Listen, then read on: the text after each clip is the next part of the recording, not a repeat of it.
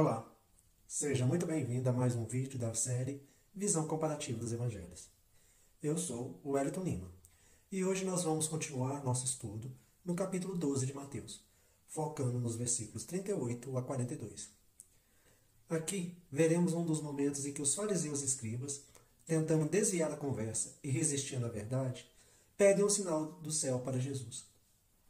E a resposta que Jesus dá é tão direta, tão forte, que serve de alerta não só para eles, mas para todos nós. Vamos entender juntos qual foi esse sinal, por que Cristo citou Jonas e a Rainha do Sul, e o que tudo isso tem a ver conosco hoje. Fique comigo até o final para essa reflexão que é, ao mesmo tempo, histórica, espiritual e profundamente atual. Vamos lá? Mateus, capítulo 12, versículo 38. Então responderam-lhe um dos escribas e dos fariseus, dizendo: Mestre, queremos ver de ti algum sinal. Quando Jesus termina de expor seus argumentos, mostrando de forma clara e irrefutável a incoerência da acusação contra ele de que estava expulsando demônios pelo poder de Satanás, alguns escribas e fariseus, ao invés de aceitarem a verdade, tentam desviar a conversa para outro assunto. Essa atitude revela não só a obstinação deles, mas também a dureza de seus corações. Eles então se dirigem a Jesus chamando-o de mestre. É curioso notar como essas lideranças religiosas, mesmo desconfiadas, mantêm essa formalidade. Mas logo deixam claro o real objetivo do questionamento. Queremos ver de ti algum sinal. O termo sinal aqui não é simplesmente um milagre qualquer. Na mentalidade judaica, um sinal era uma demonstração sobrenatural inquestionável de que Deus estava agindo através daquela pessoa. Um atestado visível de que ela era enviada por Deus. E veja, eles não estavam realmente interessados em conhecer a verdade. Esse pedido era mais uma forma de colocar Jesus à prova, como Marcos registra em seu evangelho, dizendo que eles o tentavam ao pedir um sinal vindo do céu. A intenção deles não era buscar confirmação para a fé, mas sim alimentar a dúvida e manter sua resistência. E o mais intrigante é que essas pessoas já haviam testemunhado inúmeros sinais e milagres. Ou, se eram recém-chegados à cena, haviam testemunhas suficientes para garantir que sinais extraordinários haviam acontecido. Ainda assim, o coração endurecido insiste em exigir mais. Essa postura na prática revela o quanto o problema não está na falta de evidência, mas na falta de disposição para crer. O Evangelho deixa claro, inclusive para nós hoje, que quem não quer se render à verdade sempre vai arrumar um argumento novo, um desvio, um pedido adicional, mesmo diante de provas abundantes. E essa atitude não é diferente da de muitos nos nossos dias.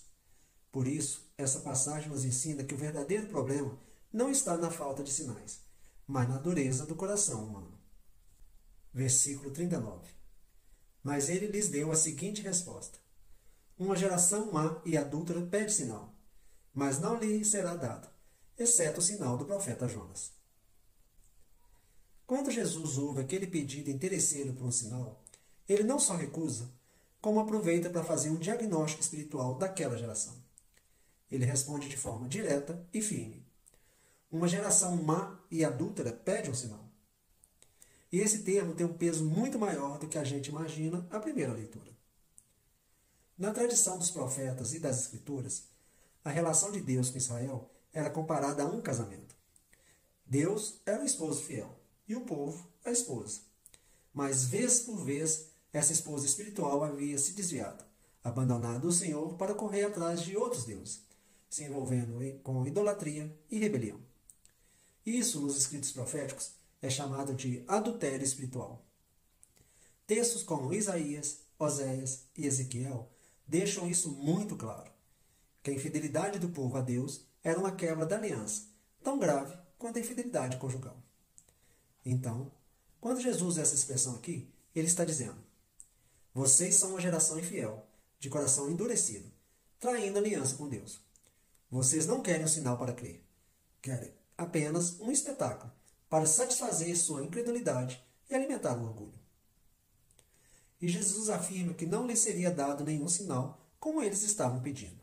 Ou seja, um sinal teatral vindo do céu, segundo suas exigências. Mas ele, sim, deixaria um sinal definitivo, E não qualquer um. Seria o sinal do profeta Jonas.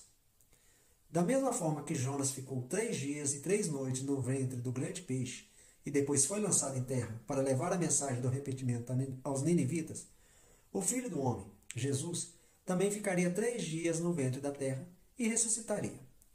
E isso seria a maior evidência de que ele era o Messias, o enviado de Deus.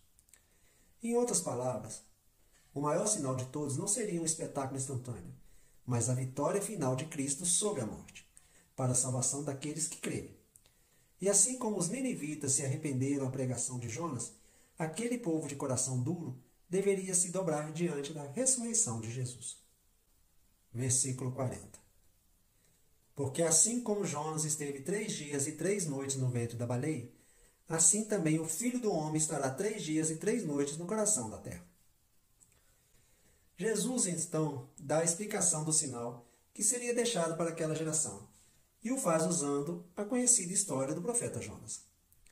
Aqui, Jesus resgata aquele episódio do Antigo Testamento que todos os ouvintes conheciam. Jonas, fugindo de sua missão, foi lançado ao mar e tragado por um grande peixe. O texto de Jonas não especifica que era uma baleia. A palavra usada ali significa apenas um grande animal marinho. E, curiosamente, na época, o cachalote, que habitava o Mediterrâneo, seria capaz de engolir um homem inteiro e abrigá-lo em sua boca espaçosa, como alguns relatos históricos até tentaram narrar. Mas o mais importante não é o tipo de animal, e sim o milagre da preservação de Jonas durante 3 dias e 3 noites, até que ele fosse lançado novamente na terra. Jesus toma essa imagem para apontar a sua própria sepultura e ressurreição. Assim como Jonas passou 3 dias e 3 noites no ventre do peixe, o Filho do Homem, título messiânico que Jesus frequentemente usava para si, estaria 3 dias e 3 noites no coração da terra. Isso significa a morte, o sepultamento e a ressurreição gloriosa no terceiro dia. Agora, é importante notar que no costume judeu, qualquer parte de um dia já era considerado um dia inteiro no cálculo cronológico. Então, ao ser sepultado na sexta-feira, permanecer no sepulcro no sábado e ressuscitar no domingo, isso era contado como 3 dias e 3 noites, na expressão idiomática judaica, uma forma comum de linguagem da época. E o coração da Terra não significa o centro geográfico ou físico do planeta, mas sim a sepultura, o túmulo, o lugar dos mortos. Jesus estava, assim, antecipando a maior de todas as provas de que ele era, sua vitória sobre a morte. Versículo 41. Os de Nínive se levantarão no juízo com esta geração e a condenarão, porque se arrependeram com a pregação de Jonas. E eis aqui quem é maior que Jonas. Jesus então continua sua resposta aos fariseus e escribas, agora trazendo o exemplo dos ninivitas. Ele diz que no dia do juízo, os habitantes de Nínive se levantarão contra aquela geração e a condenarão. Por quê? Porque quando Jonas pregou para eles se arrependeram. E ali, diante dos fariseus, estava alguém infinitamente maior que Jonas e eles recusavam crer. E vale lembrar quem eram os ninivitas. Nínive era a grande capital do Império Assírio, situada à margem do rio Tigre. Uma cidade imensa para a época, formada por vários vilarejos com cerca de 100 mil habitantes. Os assírios eram conhecidos pela crueldade e pela idolatria. Ainda assim, quando Jonas, um profeta relutante, pregou que em 40 dias a cidade seria destruída, o povo de Nínive, do maior ao menor, desde o rei até os animais, se vestiram de pano de saco e jejuaram em sinal de arrependimento. E Deus poupou a cidade. Agora Jesus estava diante de um povo muito mais privilegiado, o povo da aliança, que havia recebido a lei, os profetas e presenciava milagres todos os dias. No entanto, não se arrependiam. E como se isso não bastasse, ainda exigiam um sinal. Jesus deixa claro que, no juízo final, a atitude dos ninivitas se tornaria uma condenação contra a incredulidade daquela geração. Eles creram com muito menos. Os judeus, com muito mais, não creram. E então Jesus afirma solenemente: E eis aqui quem é maior que Jonas. Maior em natureza, pois Jonas era apenas um profeta. Jesus é o Filho de Deus. Maior em missão, pois Jonas anunciou um julgamento temporal, mas Jesus veio trazer salvação eterna. Maior em poder, porque Jonas fez uma única pregação, sem sinais, enquanto Jesus realizava milagres incontáveis. E maior em misericórdia, porque Jonas queria ver Nínive destruída e Jesus chorava por Jerusalém. Esse versículo é um convite à reflexão. O quanto nosso coração está sensível à palavra de Deus? Se os ninivitas ouviram e se arrependeram como uma só mensagem dura, e nós, que temos a revelação completa de Deus em Cristo, com quantas oportunidades temos reagido? Que essa passagem nos ajude a responder a tempo. Versículo 42. A rainha do sul se levantará no juízo com essa geração, e a condenará, porque veio dos confins da terra para ouvir a sabedoria de Salomão. E eis aqui quem é maior que Salomão. Jesus prossegue com mais um exemplo. Ele diz que no dia do juízo, a rainha do sul se levantará contra aquela geração e a condenará. Quem era essa mulher? A famosa rainha de Sabá, mencionada em 1 Reis, capítulo 10. Segundo o relato bíblico, ela ouviu falar da sabedoria de Salomão e decidiu viajar de muito longe, dos confins da terra, como se dizia na época, para ouvi-lo pessoalmente e testar sua sabedoria com perguntas difíceis. Essa mulher era provavelmente de uma região como a Etiópia, ou o antigo reino de Sabá, no atual Iêmen, lugares considerados, para os padrões daquele mundo antigo, as extremidades da terra conhecida.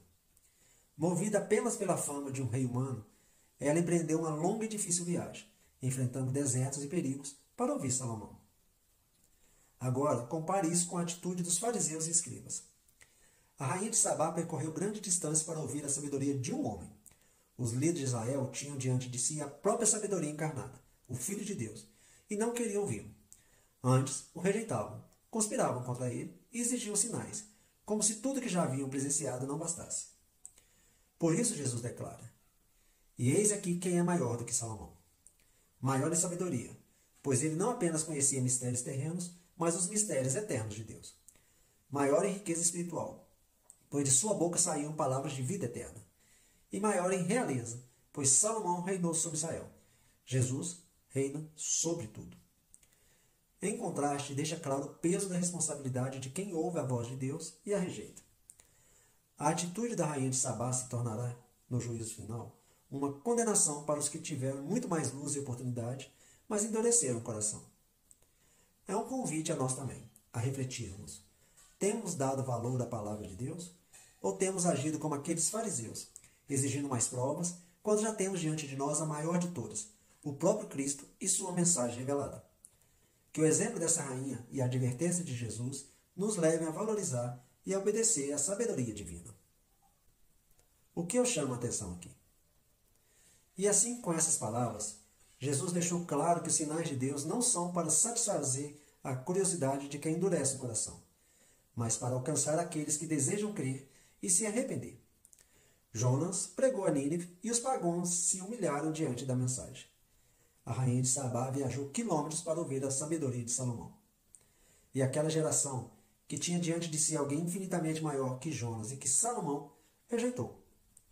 Isso nos faz pensar. Quantas vezes nós também pedimos mais sinais, mais evidências, quando na verdade Deus já falou conosco de tantas formas? A verdadeira sabedoria é reconhecer o tempo da visitação de Deus e não endurecer o coração. Que possamos valorizar as oportunidades que o Senhor nos dá, atentar para a sua palavra e não agir como aquela geração. Se esse estudo fez sentido para você, já deixa seu like, compartilhe com alguém que também precisa ouvir essa mensagem e se inscreva aqui no canal para continuar acompanhando Visão Comparativa dos Evangelhos. Até o próximo vídeo, se Deus quiser. Até lá!